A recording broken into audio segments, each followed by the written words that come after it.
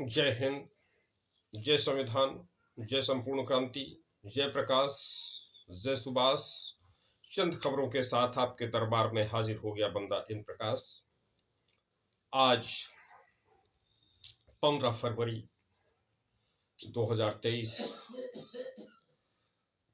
कानपुर में जो आगजनी की घटना हुई बड़ी चर्चा में है,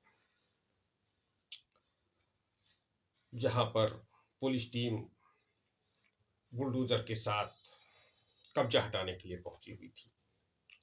वहां पर कुछ लोगों ने शिकायत किया हुआ था कि यह मकान ग्राम समाज की जमीन पर बना हुआ है। फिर वहां माँ बेटी की आगजनी से आग से जलकर मौत हो गई। पीड़ित पक्ष का कहना है कि जो दूसरे पक्षकार हैं, उन्होंने ही आग लगा दिया। कुछ लोगों का कहना है कि नहीं, माँ बेटी ने ही आग लगा लिया, जो दूसरा पक्षकार है उसका कहना। तो वहां पर बहुत से नेता लोग जाने के लिए तैयार हुए, उनको रोक दिया गया। कल उसमें चाहे समाजवादी पार्टी के विधायक रायबरेली से, ऊंचाहार से मनोज पांडे जी हो, या फिर कांग्रेस के प्रदेश अध्यक्ष ब्रजलाल खाबरी हो, नसीमुद्दीन सिद्दीकी, या नकुल दुबे हो, ऐसे कई कद्दावर नेताओं को रोका गया। जनता दल आई की राष्ट्रीय अध्यक्ष श्रीमती चौधरी किरण सिन्हा घटनास्थल पर जाना चाहती थी, उन्हें भी रोका गया लखनऊ कानपुर रोड पर। तो अब एक ऐसा परिदृश्य हो गया कि जो नेता पीड़ित पक्षकार से मिलना चाह रहे थे, उन्हें भी रोक दिया गया। और एक वीडियो कॉल उत्तर प्रदेश के उप मुख्यमंत्री की बड़ी चर्चा में रही, जिसमें वो वीडियो कॉल करते हुए पीड़ित पक्षकार से कह रहे हैं कि तुम मेरे परिवार के ही हो, और बड़ी तेजी के साथ कार्यवाही की जा रही है। जितने जिम्मेदार हैं उनके खिलाफ एफआईआर दर्ज कर ली गई है। लेकिन जो चर्चा में रहा कि भाई डीएम और एसपी के खिलाफ क्यों नहीं कार्यवाही हो रही है। तो डीएम का भी एक फोटो वायरल हो गया, जिसमें वो छल्ला उल्ला डाल के डांस कर रही हैं। वहाँ कानपुर देहात में महोत्सव लगा हुआ था, उससे संबंधित उसका फोटो लोगों ने डाला कि उन्होंने वहां पर नृत्य वगैरह किया। और एक और बड़ा चर्चा में चल रहा है वहां की मंत्री महोदया कानपुर देहात की, जो अकबर पुरानिया से विधायक है और समाज कल्याण मंत्री है। उन्होंने कहा कि मेरा मंत्री होना व्यर्थ है, बेकार है। तो लोगों ने सवाल उठाया कि जब अगर आपका मंत्री होना व्यर्थ है और आप इस घटना को नहीं रोक पाई, आप कह रही हैं कि मेरा मंत्री होना बेकार है, मैं जान नहीं बचा पाई। उन्होंने मंत्री महोदया ने कहा कि मैंने डीएम से बात किया हुआ था, और महिला होकर भी इतनी निष्ठुर जिलाधिकारी है, मैं नहीं जानती थी, इस प्रकार से। तो कुछ लोगों ने कहा कि भाई आप फिर भाजपा में क्यों बनी है, सरकार में क्यों बनी है, आप त्याग पत्र दीजिए कम से कम। आप विधायकी से त्याग पत्र नहीं दे रही हैं, भाजपा की सदस्यता से त्याग पत्र नहीं दे रहे, तो कम से कम मंत्रिमंडल से ही त्याग पत्र दे दीजिए। और नहीं देती है तो ये घड़ियाली आंसू होगा कि घड़ियाली आंसू जब अपना शिकार पकड़ता है घड़ियाल, तो स्वाभाविक रूप से आंसू निकलते हैं, उसमें वो कोई दुखी नहीं होता है, अंदर से खुशी होती है। लेकिन ऐसी दुखद घटना पर भी मंत्री महोदया एक तरफ दुख प्रकट कर रही है और दूसरी तरफ पद से भी चिपकी हुई है। तो मंत्री महोदया का क्या है कि इतनी बड़ी घटना भी हो गई, और माननीय मुख्यमंत्री जी, उत्तर प्रदेश के मुख्यमंत्री जी भी अभी साइलेंट मोड में है। तो ये चर्चा में चल रही है, अब देखना है कि आगे क्या होता है। दूसरी तरफ एक खास बात ये भी चर्चा में रही कि भाई समाजवादी पार्टी जो अपने आप को सूत्र बताने लगी थी, जिसके नेता अपने आप को सूत्र बताने लगे थे, और चर्चा में आया कि वो किनारा कर रहे हैं सवर्णों से। और लेकिन फिर जिस तरीके से वो सूची जारी किया, उसमें सवर्ण कम थे, लेकिन बाद में सूची जारी होने के बाद फिर एक दूसरी सूची, संशोधित सूची जारी की गई, उसमें सवर्णों को सम्मान दिया गया।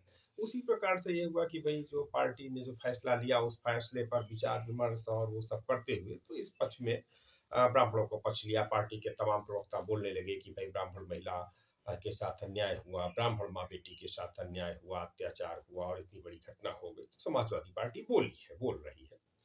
तो ये भी चर्चा में है कि क्या ब्राह्मणों के पक्ष में आ गए, कभी ब्राह्मणों का विरोध, कभी सवर्णों का विरोध और कभी उसके साथ। तो ये तो मानवतापूर्ण घटना है, आना चाहिए। कहीं पर भी कोई अन्याय हो, अत्याचार हो, वो किसी पार्टी में हो, किसी समाज का हो, उसके साथ जहां पर भी अन्याय अत्याचार हो वहां पर लोगों को खड़ा होना चाहिए। ये ऐसा होना चाहिए और संवैधानिक अधिकार भी है और संवैधानिक व्यवस्था और लोगों को, और ये एक आमतौर से समाज को चलाने के लिए जरूरी है कि जहां पर भी जब भी किसी के साथ अन्याय अत्याचार हो वहां पर उसका विरोध करना चाहिए। और जो हमारे महापुरुष रहे हैं, वो चाहे नेताजी सुभाष चंद्र बोस हो, लोकनायक जयप्रकाश नारायण हो, तो इन सबका भी यही था कि अन्याय अत्याचार के विरोध करना। डॉक्टर राजेंद्र प्रसाद हो, लाल बहादुर शास्त्री हो, भगत सिंह सरदार हो, चंद्रशेखर आजाद हो, गणेश चंद्र विद्यार्थी हो, तो इन लोगों ने क्या किया, विरोध किया अन्याय अत्याचार का, अपमान का हर स्तर पर। तो वो विरोध जारी रहना चाहिए। कुछ और चंद खबर है तो उसमें ये संत कबीर नगर का एक प्रकरण बड़ा चर्चा में रहा कि जहां पर एक 8,000 रुपए रिश्वत की मांग की गई। वहाँ के मुख्य चिकित्सा अधीक्षक और डॉक्टर के संज्ञान में ला दिया कि जो पीड़ित वहाँ के शरीफ अली है, उन्होंने बताया कि वो अपने दादी की इलाज के लिए गए थे और फिर उनसे पैसा मांगा गया। तो अब ये है कि बड़े पैमाने पर सरकारी अस्पतालों की स्थिति है कि अगर आप पैसा नहीं दे सकते हो, सरकारी क्या आप प्राइवेट में भी है कि अगर आप पैसा नहीं दे सकते तो आप जहाँ जाना हो वहाँ जाइए। तो उसमें उन्होंने बताया कि उन्होंने दवा का पर्चा भी लिख दिया और कहा कि रुपया जमा करना है 8,000 रुपया।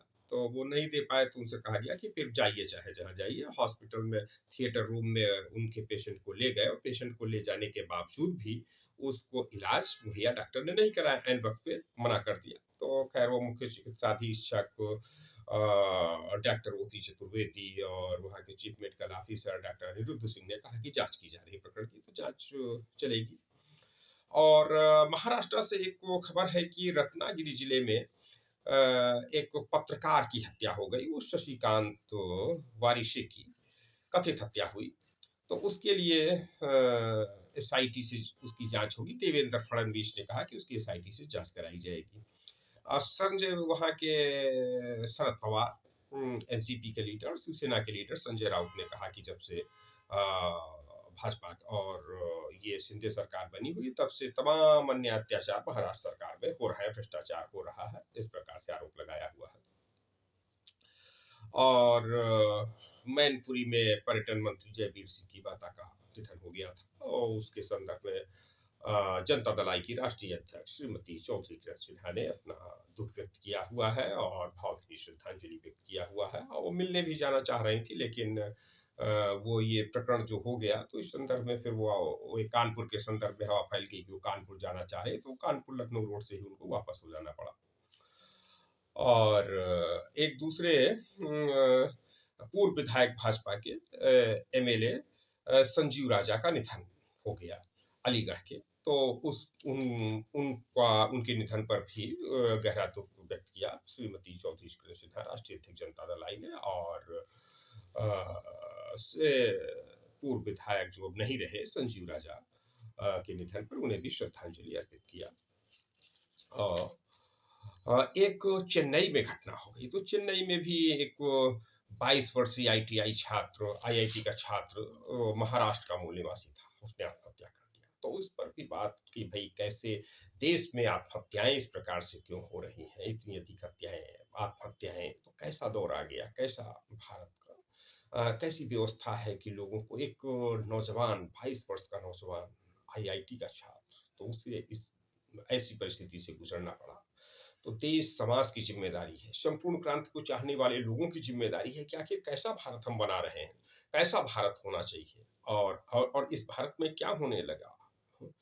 तो हम लोगों को सोचना चाहिए, समझना चाहिए और एक आदर्श भारत, दया का कारण, दया का भारत, करुणा का भारत, तथागत बुद्ध का भारत, तो कम से कम संविधान का भारत तो बने जिसमें लोगों को न्याय मिले और अन्याय ना होने पाए। अन्य न्याय न मिलने के कारण जो कानपुर की घटना हुई, ये भी कि न्याय न मिलने के कारण अगर उसने आत्महत्या किया तो भी इसीलिए परेशान होकर कि न्याय नहीं मिल रहा था।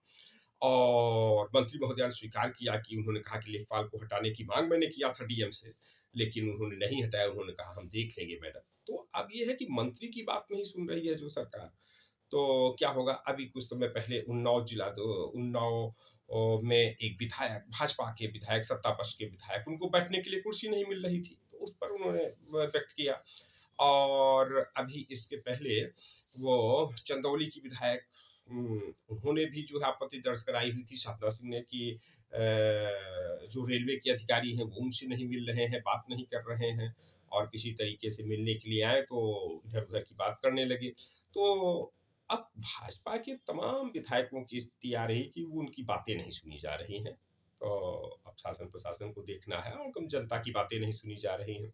सरकार पूरी तरीके से उसमें इन्वेस्टर समिट और जो दूसरे G20 के लोग आ रहे हैं उनमें सब व्यस्त है।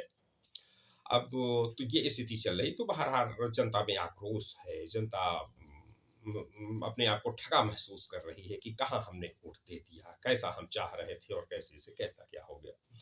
ये स्थिति चल रही है।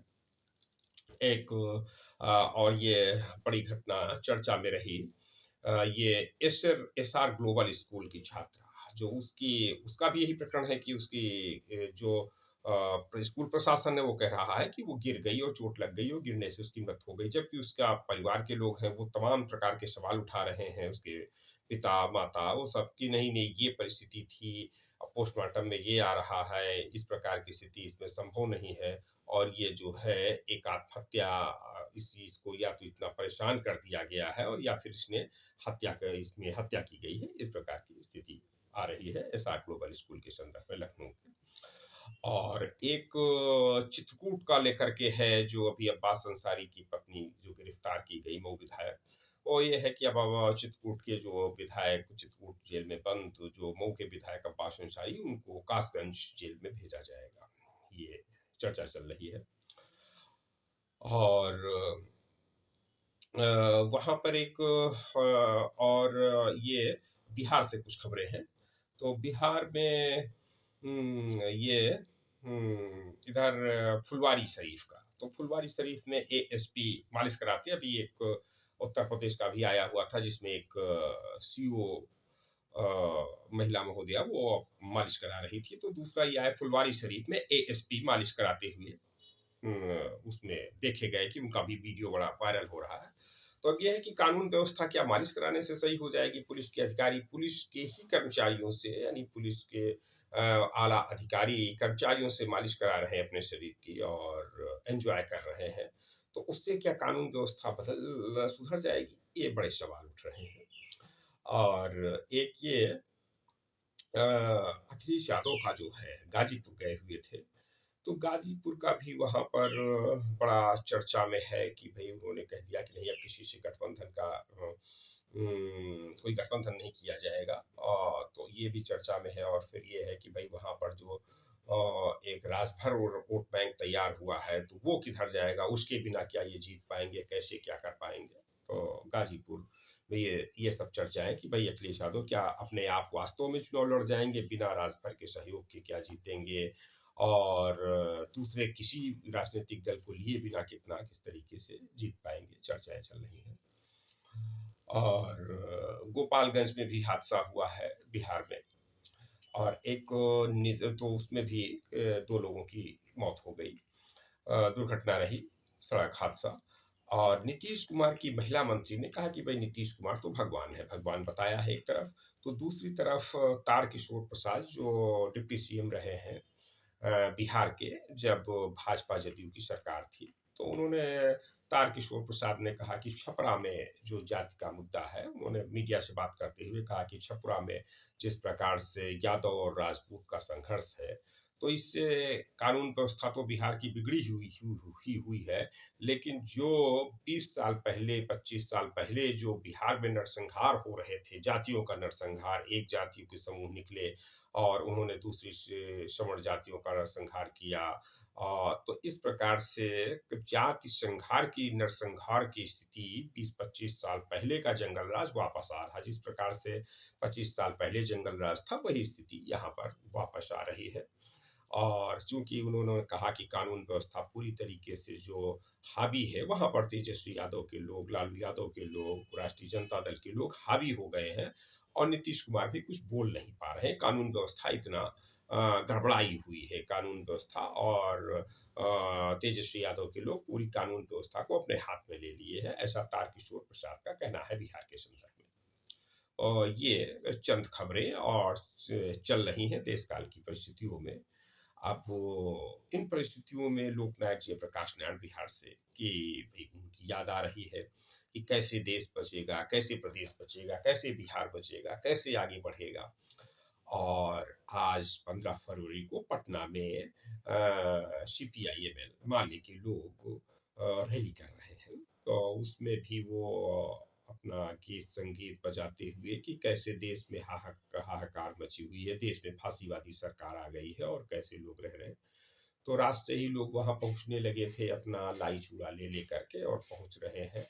और आज एक संघ ये बड़े लंबे समय के बाद ऐसी रैली हो रही है वहां पर, 94 के बाद।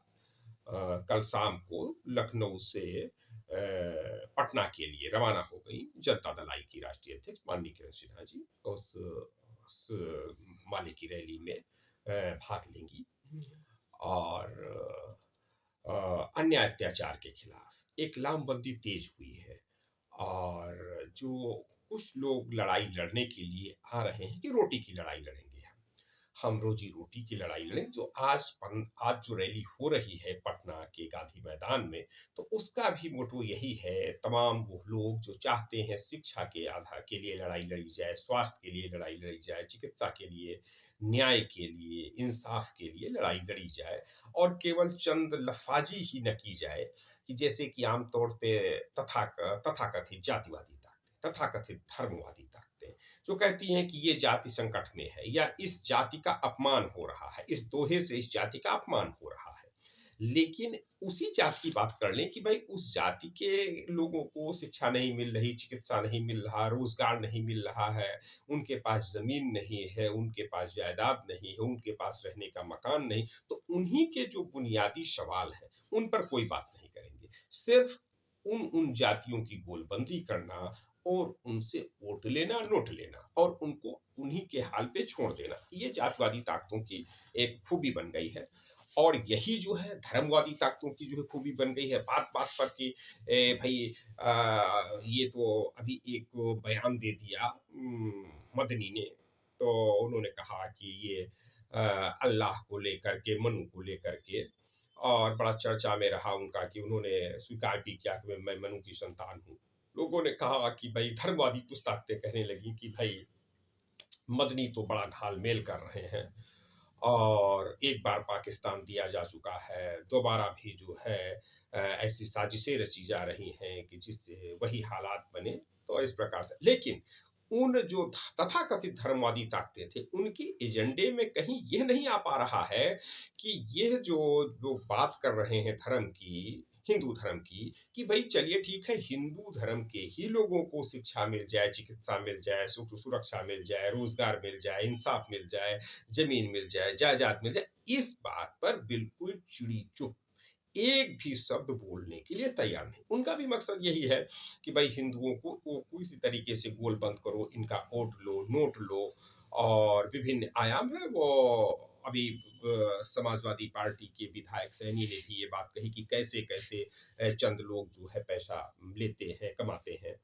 और एक मध्य प्रदेश के विधायक, प्रजापति विधायक, इसमें बड़ा चर्चा में है कि वो भाई रोने लगे कि भाई ये हमारे कोल को, किरात को इस प्रकार से बहुत गरियाया गया है, बहुत गालियाँ दी जा रही हैं, बड़ा अपमान किया जा रहा है और कहने लगे भाई प्रधानमंत्री जी आप भी इस बात के शिकार हो। लेकिन वो पूर्व विधायक महोदय को इस बात से कोई आपत्ति नहीं है कि इस देश की वही बिरादरियाँ जिनकी वो वकालत कर रहे हैं, कोल हैं, किरात हैं और विभिन्न जातियाँ जिनकी वकालत कर रहे हैं, उनकी जो समस्या है कि उनके पास शिक्षा नहीं है, चिकित्सा नहीं है, रोजगार नहीं है, मकान नहीं है, जायदाद नहीं है, जमीन नहीं है, बाग नहीं है, तालाब नहीं है, रिजॉर्ट्स नहीं है, फैक्ट्री नहीं है, इंडस्ट्री नहीं है, उस पर चिड़ी चुप। उनका कोई सब, उनका इस बात से कोई सरोकार नहीं है कि नहीं यह जो जातियां हैं, इन जातियों को हिस्सेदारी नहीं मिल रही है, बुनियादी चीजें नहीं मिल रही, इस बात से कोई आपत्ति नहीं, तनिक भी आपत्ति नहीं। इसी प्रकार से हमारे वह साथी जो जाति गणना की वकालत करते हैं कि जाति गणना होना चाहिए, लेकिन उन हमारे साथियों को इस बात से जरा सा भी जो है उस पर मांग नहीं है, चेतना नहीं है कि जिन जातियों की गणना नहीं हो रही है, जाति गणना होनी चाहिए, अच्छी बात है। और बड़ी बात तो ये है कि सारे तमाम लोग हैं हमारे जैसे राजनीतिक लोग जो जानते हैं कि कहाँ पर किस जाति की संख्या है। तमाम शहरों में सभासद की तैयारी करने वाले लोग ये जानते हैं कि किस किस मकान में कितने कितने लोग किस किस बिरादरी के रह रहे हैं, कौन सा प्लाट खाली है वो किस बिरादरी का है, वो बिरादरी कहाँ की रहने वाली, सब जान रहे हैं। बहुत से लोग हैं ये जानते हैं कि भाई इस बिरादरी की रिश्तेदारी यहाँ यहाँ है।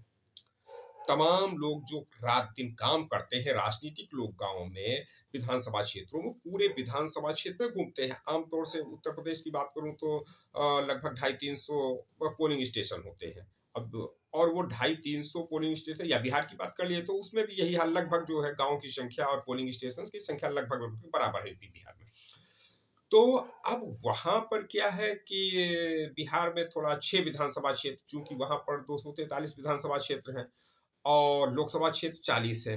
उत्तर प्रदेश में 403 विधानसभा क्षेत्र हैं, लोकसभा क्षेत्र 80 हैं। तो उस प्रकार से बिहार में थोड़ा एक एक विधानसभा क्षेत्र बढ़ गया है। और उत्तर प्रदेश में आमतौर से 5 है, हालांकि तीन तीन लोकसभा क्षेत्र ऐसे हैं जिनके साथ 6 विधानसभा क्षेत्र इसमें शामिल कर लिया गया है। उसमें उन्नाव भी है, फतेहपुर भी है।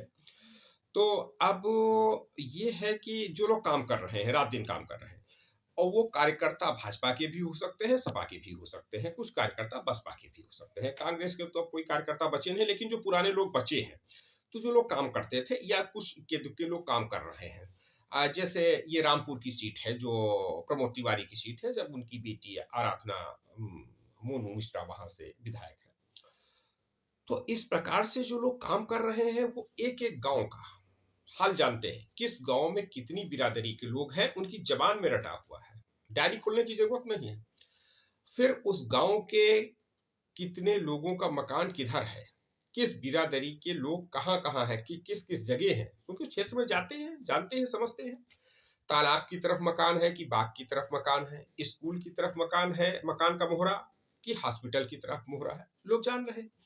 तो इस बात पर जितना जोर दिया जा रहा है कि जाति गणना कराई जाए, यही जोर अगर इस बात पर दे दिया जाता कि जाति गणना ही नहीं, जातियों को भागीदारी भी दिलाई जाए, हिस्सेदारी भी दिलाई जाए। जैसे अब ये सवाल उठा कि भाई मथुरा है, मथुरा से सांसद हेमा मालिनी को टिकट दिया गया, जीत के आ गई, लेकिन मालिनी कितना है, एक भी मालिनी नहीं, दक्षिण भारत की रहने वाली वो। अमेठी की बात हुई कि स्मृति ईरानी को टिकट दिया भाजपा ने, जीत के आ गई, लेकिन स्मृति ईरानी की जो जाति है, बिरादरी है, उस बिरादरी का कितना वोट है, इस कितना कितना ईरानी बिरादरी का वोट है अमेठी में, तो एक भी वोट नहीं। इसी प्रकार से तब की पता लगा, उन्नाव से सांसद हो गई पहली बार 2009 में अन्नू टंडन, उसके बाद 14 में हार गई, उसके बाद 19 में और भी ज्यादा मतों से हारी। अब इस समय समाजवादी पार्टी में है। कुछ लोग कह रहे हैं कि भाई अब की बार उससे भी ज्यादा वोटों से हारेंगी, कुछ लोग कह रहे हैं कि नहीं भाई अब सपा में आ गई हैं, अब जीत जाएंगी। तो सवाल हुआ कि समाजवादी पार्टी 2009 में अरुण शंकर शुक्ला अन्ना महाराज को बनाया, तो भी नहीं जीत पाए। 19 में फिर सपा और बसपा की उम्मीदवार रहे अन्ना महाराज, और 14 में चुनाव लड़े तो 9 में बसपा से लड़े, 14 में सपा से लड़े, 19 में फिर सपा से लड़े। तो अब उनके साथ तो जातिगत वोट था और अनु टंडन के साथ जातिगत वोट टंडन समाज का है नहीं, तो कैसे जीतेंगे? तो वो था कि भाई वो ये समीकरण था कि भाई यादव मिल जाएगा, मुस्लिम मिल जाएगा, ब्राह्मण मिल जाएगा। तो यादव मुस्लिम ब्राह्मण मिलने के बावजूद भी वो नहीं जीत पाए। तो अब अनु टंडन के साथ तो यादव मिल जाएगा, मुस्लिम मिल जाएगा, अगर मुस्लिम के लिए माना जाए। और टंडन है नहीं। और दूसरी बात ये हो गई कि भाई मुस्लिम समाज भी जब कट रहा है, पूरे यूपी बिहार में मुस्लिम समाज सपा का साथ छोड़ रहा है, वह राष्ट्रीय जनता दल का साथ छोड़ रहा है, मतलब यादव परिवार से हट रहा है।